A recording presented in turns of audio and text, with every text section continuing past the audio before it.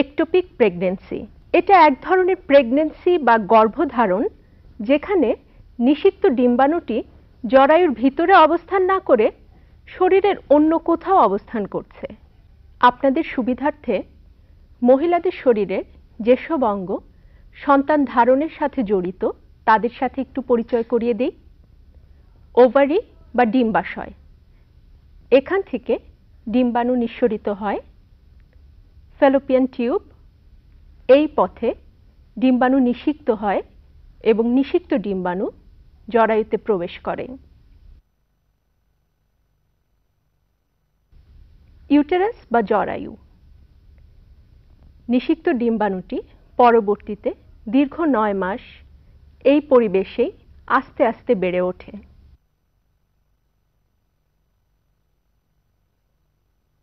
এই হলো স্বাভাবিক প্রক্রিয়া, কিন্তু নিষিক্ত ডিম্বাণুটি ফ্যালোপিয়ান টিউব দিয়ে যদি ইউটেরাস বা জরায়ুতে এসে প্রবেশ না করতে পারে তাহলে কি হবে?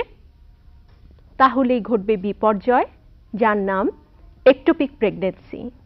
স্রষ্টার সৃষ্ট আমাদের এই শরীরের প্রতিটি অঙ্গ প্রত্যঙ্গের নির্দিষ্ট কিছু কাজ আছে। যেমন ইউটেরাস বা জরায়ু স্বাভাবিক অবস্থায় মাত্র 7.5 সেন্টিমিটার লম্বা, কিন্তু প্রেগন্যান্সি টাইমে এই জরায়ুটি বাচ্চাটিকে বসবাস এবং আকারে বৃদ্ধির সহায়তা করতে গিয়ে প্রায় 35 সেন্টিমিটার পর্যন্ত লম্বা হয়ে যাচ্ছে। বাচ্চা প্রসবের পর জরায়ুটি ধীরে ধীরে আবার তার নিজের জায়গায় ফেরত যায়, কিন্তু জরায়ু ছাড়া শরীরের অন্য কোনো অঙ্গ প্রত্যঙ্গের এই বিশাল দায়িত্ব পালনের উদ্দেশ্যে তৈরি নয়। সে কারণে অন্য কোথাও গিয়ে নিষিক্ত ডিম্বাণুটি যখন গেঁথে যায় বা গেঁথে যাওয়ার চেষ্টা করে তখন সেই অঙ্গটি ফেটে যায়। বেশিরভাগ ক্ষেত্রে এটি ঘটে 6 সপ্তাহ বা 1.5 মাসের দিকে। আমাদের গাইনি অ্যান্ড অবস্টেট্রিক ডিপার্টমেন্টে এমার্জেন্সি কন্ডিশন নিয়ে যেসব রোগী আসেন তাদের মধ্যে অন্যতম হচ্ছে একটোপিক প্রেগন্যান্সি। প্রতি 1000টি গর্ভাবস্থার মধ্যে 3-4টি গর্ভাবস্থা একটোপিক প্রেগন্যান্সি। এই সংখ্যা 16 পর্যন্তও হতে পারে। সাধারণত শতকরা 95% ক্ষেত্রে নিষিক্ত ডিম্বাণুটি ফ্যালোপিয়ান টিউবে এসে আটকে যায়। এছাড়া আশপাশের যে কোনো অঙ্গ প্রত্যঙ্গে নিষিক্ত ডিম্বাণুটি এসে গেঁথে যেতে পারে। এরপর আসা যাক কেন এই একটোপিক প্রেগন্যান্সি ঘটে তার কারণে।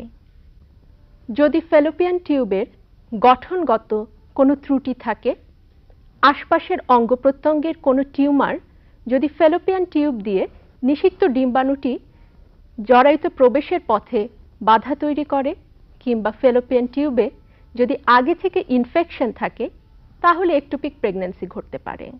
আমাদের দেশের মহিলারা তেমন ধূমপান করেন না, কিন্তু তারপরও যারা ধূমপান করেন তাদের ক্ষেত্রে ফ্যালোপিয়ান টিউবের স্বাভাবিক কার্যক্রম ব্যাহত হয়। সে কারণে একটোপিক প্রেগন্যান্সির চান্স তাদের ক্ষেত্রে অনেক বেড়ে যায়।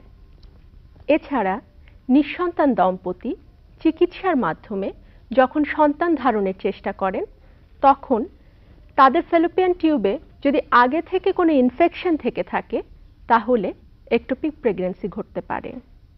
এন্ডোমেট্রিওসিস কিংবা তলপেটে যদি আগে কোনো অপারেশন হয়ে থাকে তাহলে একটোপিক প্রেগন্যান্সির চান্স অনেক ক্ষেত্রে বেড়ে যায়। সবচেয়ে দুঃখজনক হলো যে সকল মহিলার এক পাশের ফ্যালোপিয়ান টিউবে একবার একটোপিক প্রেগন্যান্সি ঘটেছে তাদের ক্ষেত্রে অপর পাশের টিউবে একটোপিক প্রেগন্যান্সি পরবর্তীকালে ঘটার চান্স 7 থেকে 13 গুণ বেশি। এসব মহিলারা যখন ডাক্তারের কাছে আসেন সাধারণত তারা এইভাবে হিস্ট্রি দেন। তারা বলেন অল্প সময় যাবৎ তাদের মাসিক বন্ধ আছে, তলপেটে হঠাৎ করে খুব ব্যথা হচ্ছে, হালকা হালকা রক্ত যাচ্ছে। গর্ভাবস্থার প্রাথমিক পরিবর্তনগুলো যেমন বমি ভাব, স্তন ভারী বোধ করা, খাবারে অরুচি, এগুলোর কথাও অনেকে বলেন। অনেকে মাথা ঘুরে পড়ে যান কিংবা জ্ঞান হারাতে পারেন।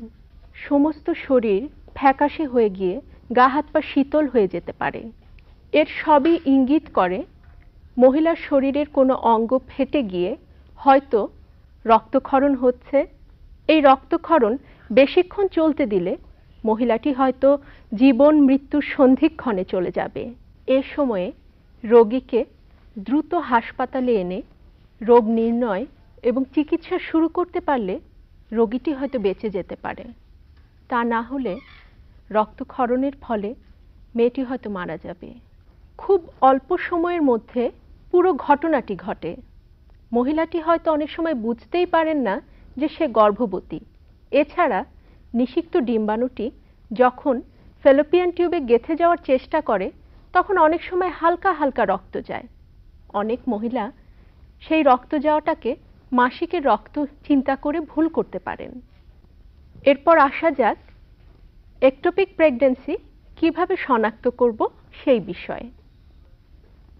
অন্যান্য প্রেগন্যান্সির মতো এখানেও প্রেগন্যান্সি টেস্ট পজিটিভ হবে, তবে প্রস্রাবে বা ইউরিনে সাধারণত 50% কেসে পজিটিভ পাওয়া নাও যেতে পারে। তবে যদি রক্তে পরীক্ষা করে দেখা হয় তাহলে প্রেগন্যান্সি টেস্ট পজিটিভ পাওয়া যাবে। এছাড়া আল্ট্রাসনোগ্রাফির মাধ্যমেও এটি শনাক্ত করা সম্ভব।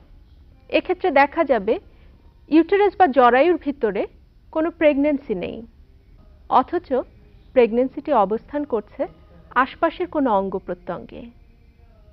অনেক ক্ষেত্রে ল্যাপারোস্কোপি করেও নিশ্চিত করা হয় যে এটা একটোপিক প্রেগন্যান্সি।